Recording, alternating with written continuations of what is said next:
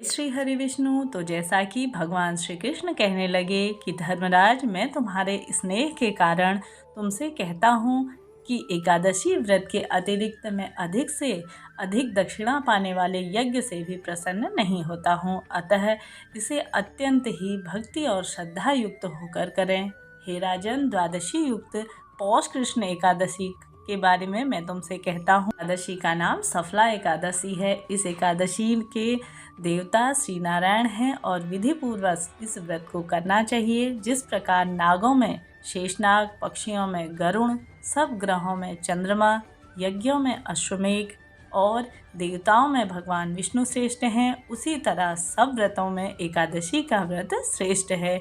जो मनुष्य सदैव एकादशी का व्रत करता है और साथ ही सफला एकादशी व्रत की कथा सुनता है, उसका जीवन सुखमय हो जाता है।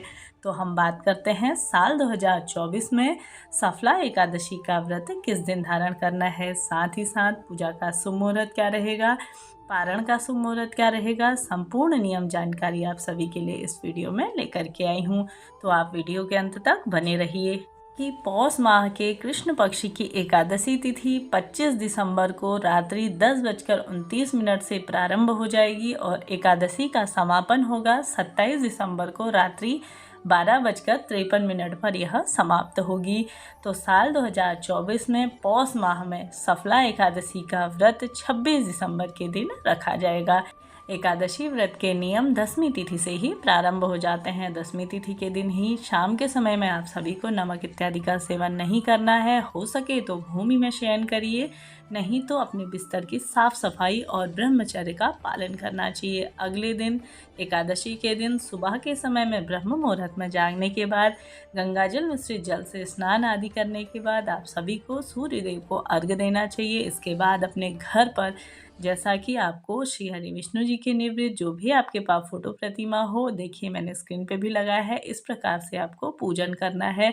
साथ ही एक चौकी लगा लीजिए, उसमें लाल या पीले रंग का वस्त्र बिछा के आप सभी को श्री हरि विष्णु जी को पूजन करना है। साथ ही माना जाता है इस दिन किया गया कोई भी सरलतम उपाय आपके जीवन को सुखमय बना देता है।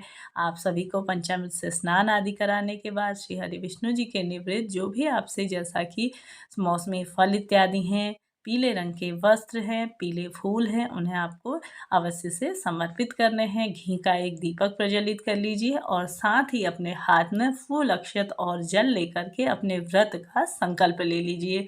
किसी मनोकामनावश अगर आप यह व्रत करते हैं तो अपनी मनोकामना कहते हुए श्री हरि विष्णु जी को आप सभी को अपना व्रत शुरू कर लेना है। पूरा दिन प्रभु स्मरण में बिताते हुए, जैसा कि सरल से मंत्र ओम नमो भगवते वासुदेवाय नमः या श्री कृष्णाय नमः, इन सरल से मंत्रों का जाप करते हुए पूरा दिन आप सभी को प्रभु स्मरण में बिताना है। शाम के समय जैसा कि फिर से घी का एक दीपक प्रज्वलित करिए और आप सभी को, जैसा कि इस दिन रात्रि जागरण का भी विशेष विधान है, अगर आप ना कर पाएँ तो कोई दिक्कत की बात नहीं है, तो शाम के समय में भजन इत्यादि आप सभी को अवश्य से करना चाहिए।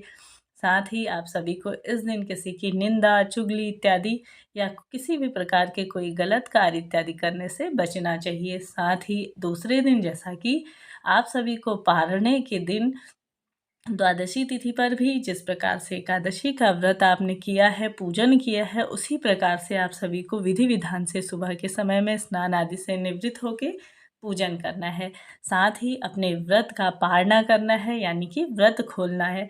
माना जाता है कि एकादशी तिथि का पूर्ण फल तभी हमें प्राप्त होता है जब हम द्वादशी तिथि के दिन अपना सही समय पे व्रत का पारणा करते हैं। तो सुबह आप जैसे शुद्ध सात्विक आपको भोजन बनाना है, खीर इत्यादि आप सभी भोग में बना सकते हैं।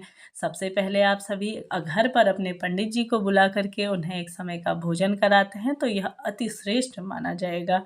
ना करा पाने की स्थिति में एक समय का ही सूखा कच्चा अनाज थी, उसमें कुछ फल दक्षिणा इत्यादि रख के आप सभी को अपने पंडित जी के निवृत्त सबसे पहले उनके घर पर भिजवाना चाहिए। इसके बाद श्री हरि विष्णु जी को जो भी आपने भोग स्वरूप में लगाया है, उस प्रसाद को ग्रहण करके अपना व्रत आपको पूर्ण करना है, यानी कि व्रत का पालना करना है। साथ ही क्षमा प्रार्थी हो जाएं, जो भी आपसे त्रुटि इत्यादि हुई हो, कहें कि हे श्री हरि विष्णु जी, मेरी ये कामना थी या मैंने कोई यह व्रत पूर्ण हुआ, तो इस प्रकार से करिए। साथ ही साथ द्वादशी तिथि के दिन आप सभी को माता तुलसी का भी पूजन अवश्य से करना चाहिए और इस दिन जैसा कि कथाएं अवश्य से ही सुननी चाहिए। मेरे चैनल पे आप सभी के लिए प्रतिदिन कथाएं डाली जाती हैं, उन्हें सुनिए।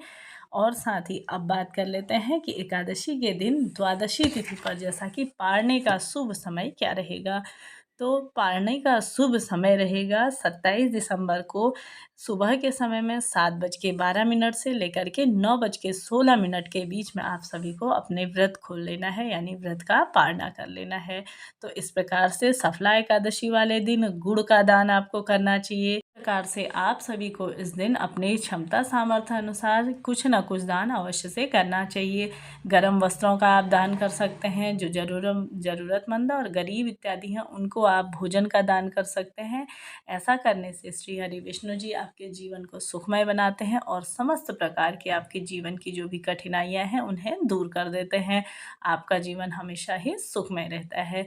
तो मेरे द्वारा दी गई यह जानकारी आप सभी के लिए उपयोगी रही हो तो वीडियो को लाइक शेयर करिए, साथ ही मेरे चैनल को सब्सक्राइब करना ना भूलिए। मिलते हैं अगली वीडियो में, तब तक के लिए जय श्री हरि विष्णु, राधे राधे।